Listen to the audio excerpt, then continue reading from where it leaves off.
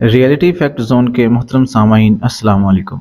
अनोखा बाजार जहां मर्दों का दाखिला ममनू है। जी हाँ, भारत की शुमाल मशरकी सूबे मणिपुर के दारुल हुकूमत अम्फाल के कल्ब में वाक़या अम्मा खेतल एक अनोखा बाजार है जहां मर्दों का आना ममनू है।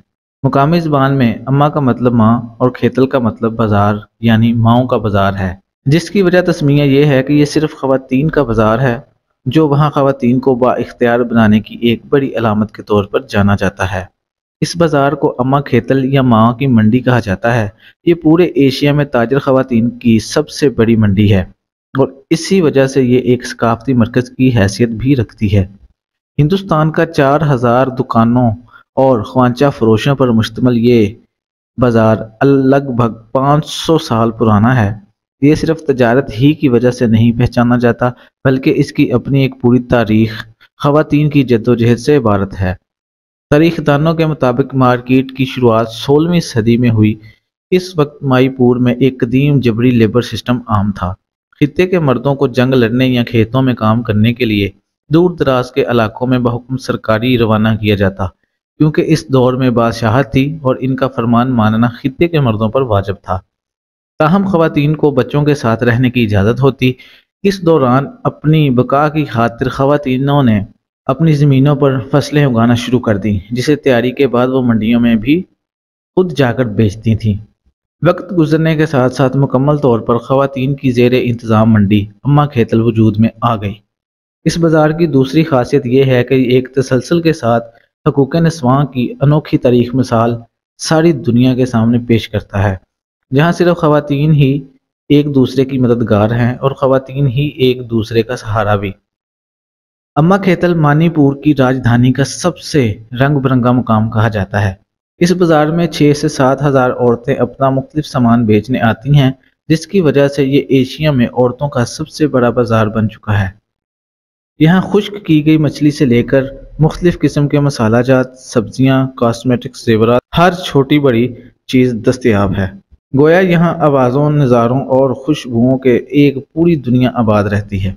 बड़े सगीर में अपने पंजे गाड़ते हुए जब सल्तनत बरतानिया ने मणिपुर पर कब्जा किया तो यहाँ की ख़वातीन ने बरतानवी पॉलिसी और तजारती इस्लाहात के खिलाफ भरपूर मुज़ाहमत की। इनका कहना था कि बरतानवी पॉलिसियाँ मणिपुर के लोगों को मज़ीद कमज़ोर करने का बायस बनेंगी। इन्होंने इसके खिलाफ 1939 में एक लड़ाई भी लड़ी, जो तारीख में ख़वातीन की जंग कहलाई। बरतानिया ने इस मज़ाहमत को रोकने में कोई कसर न उठा रखी थी, हत्ता कि इस मार्केट को गैर मुल्कियों के हाथ बेचने की भी कोशिश की। लेकिन अम्मा खेतल की ख़वातीन बहादुरी के साथ जान की परवाह किए बगैर डटी रहीं और बला आखिर फतहमंद हुई।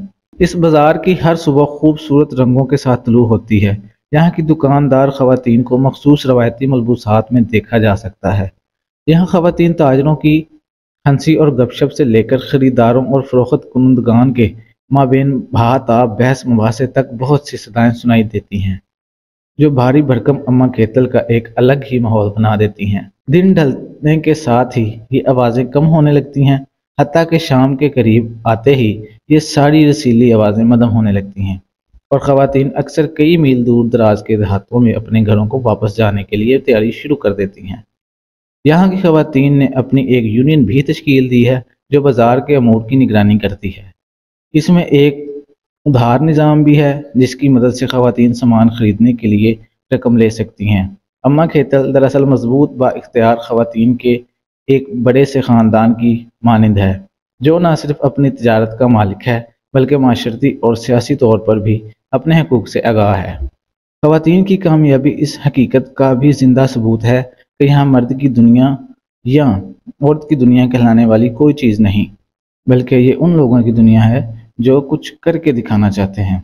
वीडियो अच्छी लगी हो तो वीडियो को लाइक करें, चैनल को सब्सक्राइब करें